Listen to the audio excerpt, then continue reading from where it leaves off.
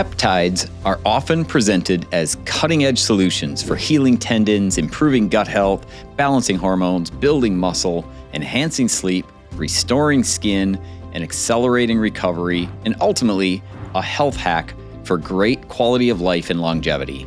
Something to consider. Whenever one product is claimed to repair tendons, heal the gut, improve skin, deepen sleep, balance hormones, increase muscle, and accelerate recovery, it's okay to be skeptical.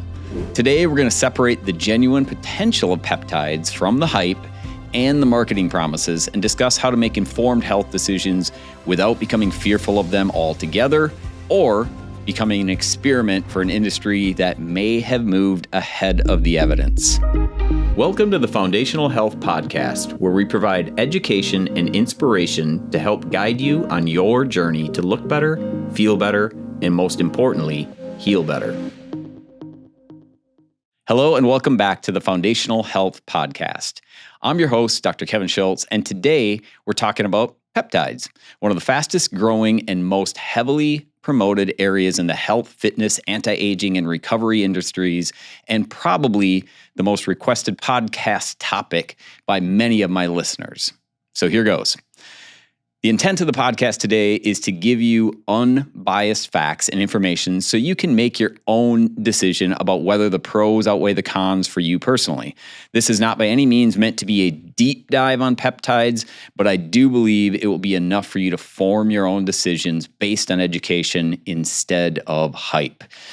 Be sure to stick around to the end where I'll give you a breakdown of my beliefs and how I personally do use peptides currently for myself and my family, and in what situation I would choose to use what are called injectable peptides. So before we jump into the meat of the show today, I want to share a recent review I received. This one comes from Kim. I want to thank you for your last live event workshop you did.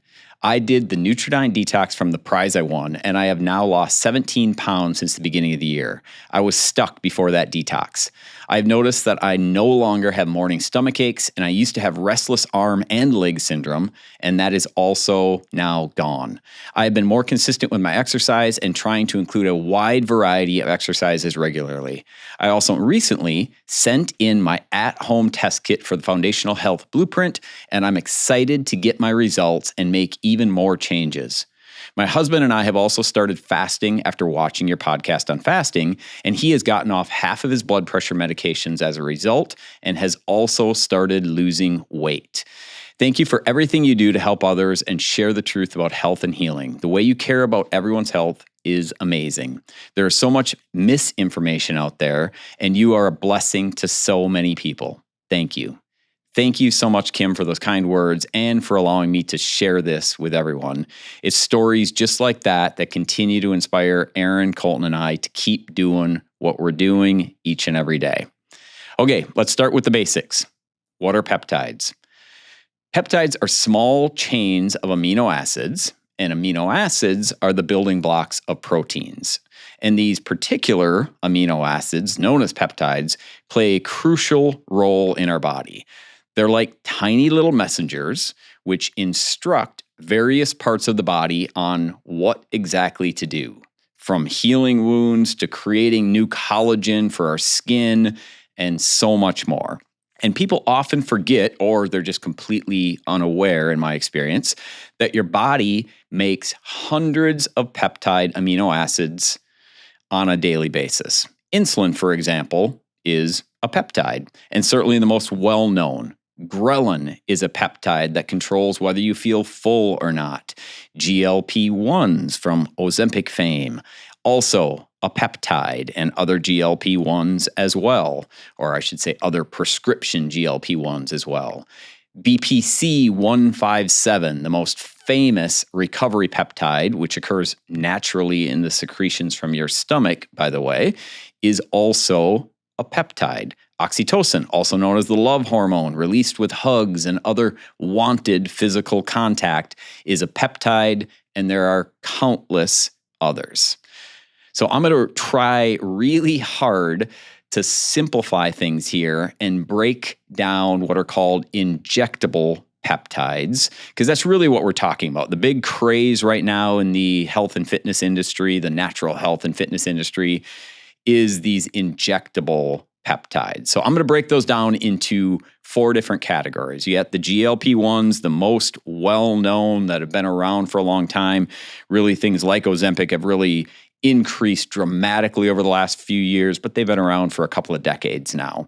And then you have those recovery peptides that are taking the natural health world by storm right now. And then there's the lesser known, but becoming more common things like growth hormone secretagogues, big word that I honestly wasn't even familiar with before. So there's these growth hormone secretagogues, and then the 4th category of injectables that we'll talk about, there's something that's called Melanotan. And then I'll also briefly touch on supplement peptides, which really, they're just a completely different category, and they're just not comparable to injectables in any way. So let's start with GLP-1s, known as the weight loss peptides. When you eat food, GLP-1 is released in your intestines and lasts a few minutes, and then it produces signals to tell your body you are full. So this is what happens naturally. You eat food, GLP-1 gets released by your body into the intestines, sticks around for a couple of minutes, tells your body you're full, doing exactly what it's supposed to do. Now, when you inject GLP-1 from Ozempic or other brands like Mounjaro, and there's plenty of others out there now, that synthetic, unnatural version of GLP-1 can stick around in your body for days or even up to a full week. And this is where the problems come in.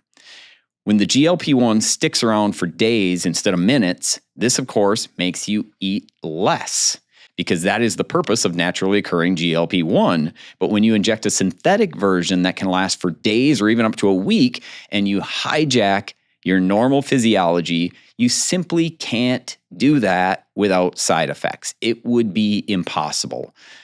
The weight loss simply occurs because you eat considerably less, and this is the same reason for the biggest side effects, because you are now undernourished.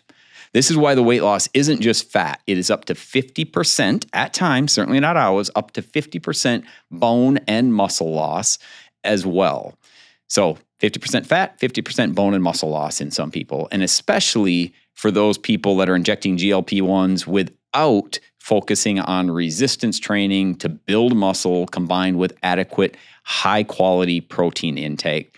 And in my discussions with people, sadly, this is seemingly most often the case because they aren't given proper instructions from their doctors. The cool thing is for people who choose to be intentional with their health and have the discipline to eat real unprocessed food and resistance train on a regular basis, you can absolutely lose a significant amount of weight while preserving and actually growing muscle and bone. I do, however, recognize that not everyone is going to choose to be intentional or disciplined for a long enough period of time, and as a result, they are choosing GLP-1 injectables instead. For some, they have legitimately put forth some amazing effort at losing weight. I do hear this from people. I take their word for it that they've tried really hard and seemingly are doing all of the right things for a long period of time, and they just haven't gotten results because their metabolism is so out of balance. So I do have great empathy for people who have been obese since they were little kids. They were raised in very unhealthy homes, and then lifestyle changes just don't seem to work as well or seemingly at all. So I promise there's no judgment here. This is just information, education, so you can make the right decision for you. But for those who really want a deep dive on this, you can check out episode 15, which is on Ozempic and other injectable GLP-1s. And then the last thing I'll say before moving on to the next category of peptides is that, in my very strong opinion, if you are choosing injectable GLP-1 peptides, you should really see a functional health doctor who actually wants to get to the root cause of your problems and cares about your short-term and long-term health. And the great news is there's more and more of those around this area.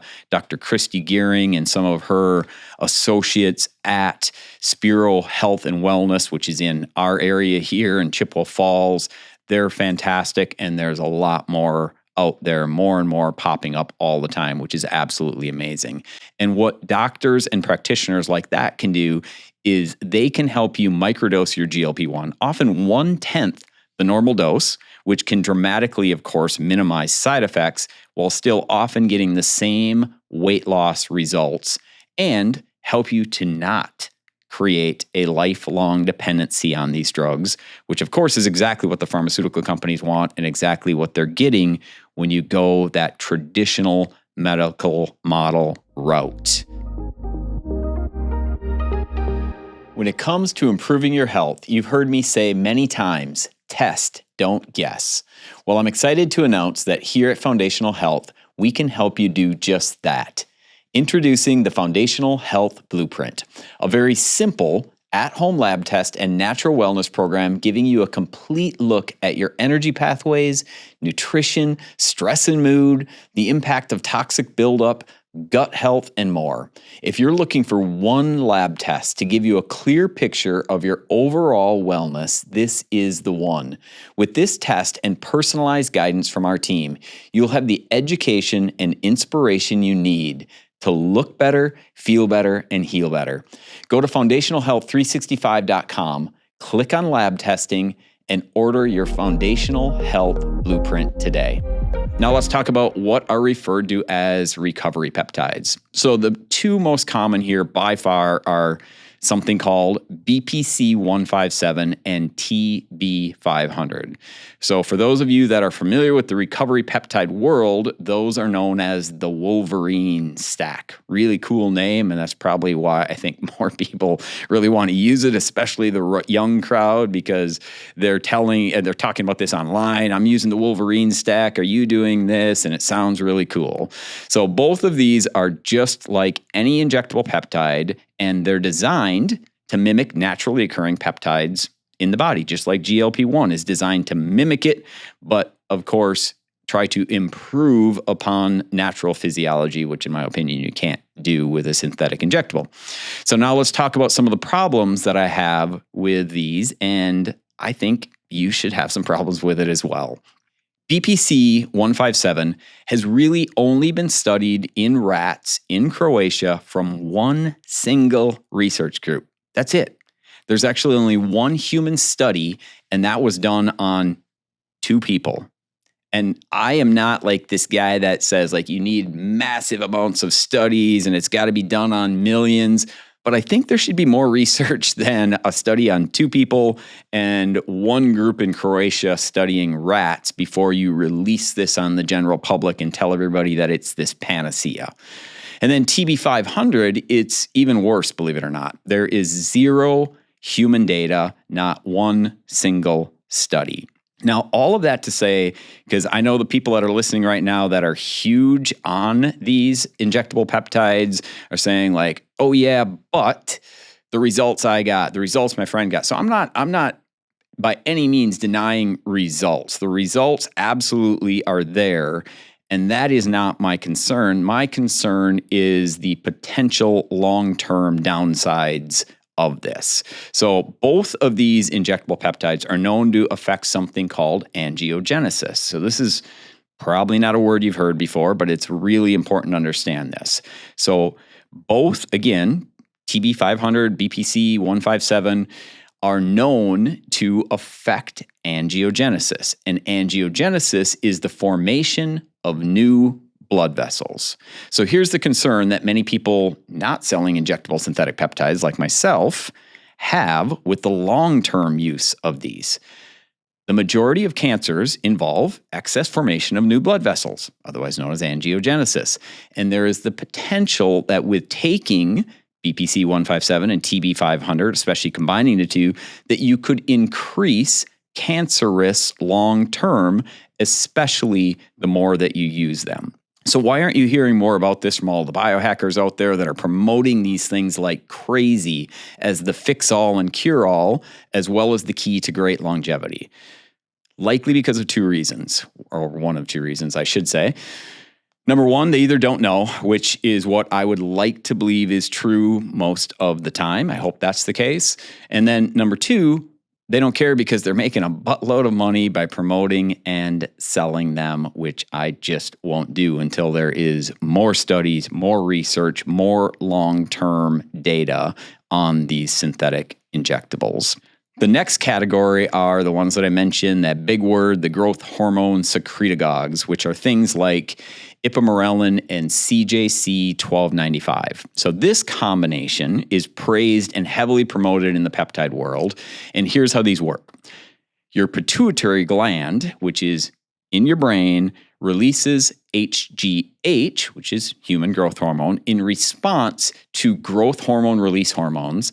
And then a number of things in your body can signal your body to produce growth hormone releasing hormones to trigger your pituitary gland to release the HGH.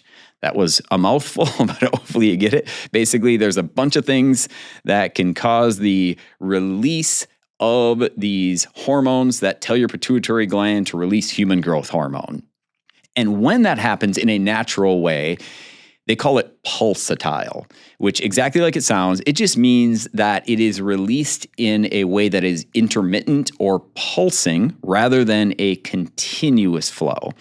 Now, the peptides like CJC-1295 and ipamorelin in combination, they also create a pulse effect for HGH, which is great, as opposed to, for example, a bodybuilder that injects anabolic steroids, which is a constant release. And this is why anabolic steroids create so many very, very well-known short-term and long-term health side effects.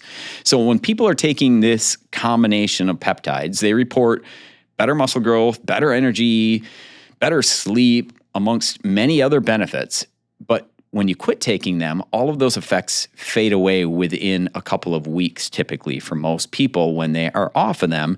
And then with many people, they become addicted because of that. So the results fade away, they want to get back on it. And as a result, they are on these long-term and constant, and that's where it becomes a huge concern. So this is really, in my opinion, it's a short-term fix as opposed to natural lifestyle changes, which of course is a great and always going to be a better long-term solution. The other concern is that long-term unnatural increases in growth hormones, whether constant or pulsed, could lead to insulin resistance, as shown in studies, and could also lead to increases in different types of cancer. Again, there's that big word, just like we talked about last time when we talked about the recovery peptides. And so this is a different mechanism now, but we know that it could potentially lead to different types of cancer down the road because these peptides cause an increase in IGF-1, and IGF-1 is linked to elevated levels of cancer. Huge concern. The last category, which is less popular, but still worth mentioning because it's gaining popularity, really sadly, in my opinion, with many people, and that is something called Melanotan. Here's the short version. Melanotan, injectable peptide, gives you a tan without going in the sun or having to go to a tanning bed, and it also has a high probability of increasing skin cancer. And there are multiple reports of this happening already with users. So please just don't do this one at all, no matter what. Listen to a couple episodes ago where I talk about all the benefits of actually getting in the sun, getting a natural tan. And of course, you're just bypassing all of that. So this is something that is strictly done by people for looks. And if you go online and Google before and after using this Melanotan, it's remarkable. I mean, it can turn white skin into dark tan skin just in this very unhealthy, unnatural way, which is never going to be good. And there is always going to be downstream effects from that. There are other peptides now also, like one called MOT-C, which is supposed to mimic exercise, which again is a try it at your own risk. But for me, I think I'll stick with actually exercising and reap the actual true benefits of exercise. So if you are considering or already are using injectable peptides, here's what I would recommend. Do not use peptides that are not FDA approved. and avoid like the plague the ones that are stamped as research only. So first of all, I'll address the FDA approved because if you know me, I'm not an FDA guy by any means. I think it's a very traditionally has been a historically corrupt organization, and their stamp of approval doesn't mean a whole lot many times. However, in this instance, there's no chance I would use a peptide that isn't FDA approved. And that's because of it's like the Wild West out there where these other peptides are stamped as research only. To say that this is a concern would be really, really understating it. So for research only, ultimately in this case means you are the guinea pig. And I just can't possibly fathom why someone would choose that, and yet millions of people are. So when these are tested, about 40% of these for research only, which people are buying online like crazy, about 40% of them have the wrong doses and very badly wrongly dosed, along with significant contaminated ingredients. In fact, a 2024 study showed that injectable semaglutides, which are synthetic GLP-1s bought online, showed purity rates as low as 7%, which means 93% of what you're injecting directly into your body is not actually even a semaglutide. Many of these enter the US as powders that are made in China, and they are ultimately a very concerning and dangerous scam. The same is true of other categories of peptides also sold as for research only as well. So please, for your own sake and safety, for the short and for the long term, avoid these and stick with, in this case, FDA approved from reputable companies, and ideally through a functional medical doctor that can help you with the proper dosing and then also cycling on and off. Lastly, let's touch quickly on supplement peptides, which I mentioned in the beginning. Not everything called a peptide belongs in the same category for sure. So you have food-derived collagen peptides and plant peptides that are taken as nutritional supplements, and these are fundamentally different from concentrated synthetic peptides injected to alter hormone receptors or tissue signaling. I personally don't take these either, but if I had to choose between a synthetic injectable and a food-derived nutritional supplement, the choice for me is pretty easy. Now, I get why that choice is not so easy for everybody else, because, of course, if you're taking a food-derived supplement that tries to literally do what food does in your body, it is, of course, not going to have those same huge short-term effects that you're going to see like a synthetic injectable is going to. And that's why people are choosing the synthetic injectables, of course. But for me, if I'm choosing between those two, there's no question I'll shoot for the long-term gains without the side effects from a supplement. Part of our mission at Foundational Health is researching and partnering with wellness products that we trust. Our one-stop health shop is loaded with brands that we not only have extensively researched, but also trust and use ourselves. You can find everything from low EMF, red light therapy devices, grounding mats and sheets, non-toxic mattresses, saunas that help you detox faster without toxifying you, the best water and air filtration systems on the market, high-quality supplements and foods, exercise and fitness products, our favorite books, and so much more. Go to foundationalhealth365.com, click on Health Shop, and you'll find the links to countless products that you can not only trust, but also many that we have discounts set up just for you. Now let's get back to the podcast. In conclusion, here's my personal take on peptides for those of you that are interested. I mentioned at the beginning that I would tell you how I currently use peptides and get peptides into my kids. Well, here's how. Pasture-raised eggs, 100% grass-fed beef, wild-caught Alaskan salmon, 100% grass-fed organic A2 casein dairy products that is raw when we can get it, organic soaked and dehydrated nuts and seeds. These are all rich sources of peptides.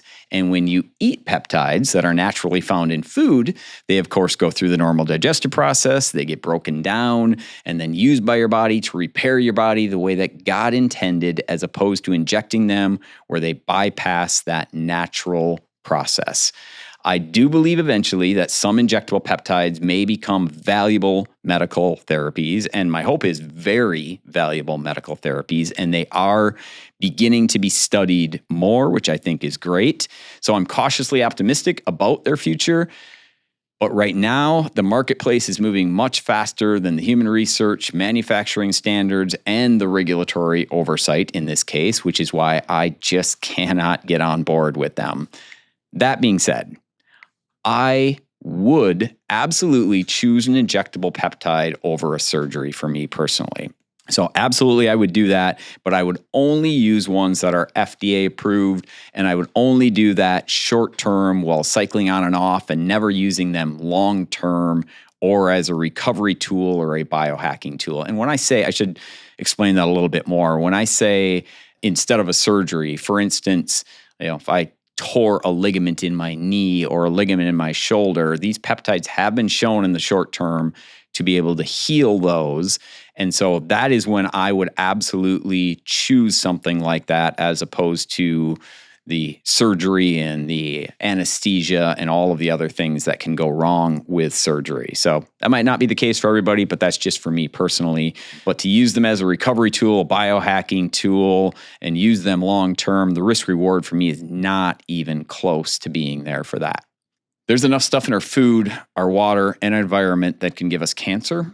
And I don't know about you, but I don't want to add to that. So for me, the cons with injectable peptides far outweigh the pros, which is why I choose not to use them or recommend them. Besides, again, that emergency situation where I could then weigh the pros and cons, and then I may conclude that the pros outweigh the cons. But without that, again, not even close. The inspirational and educational takeaways from today.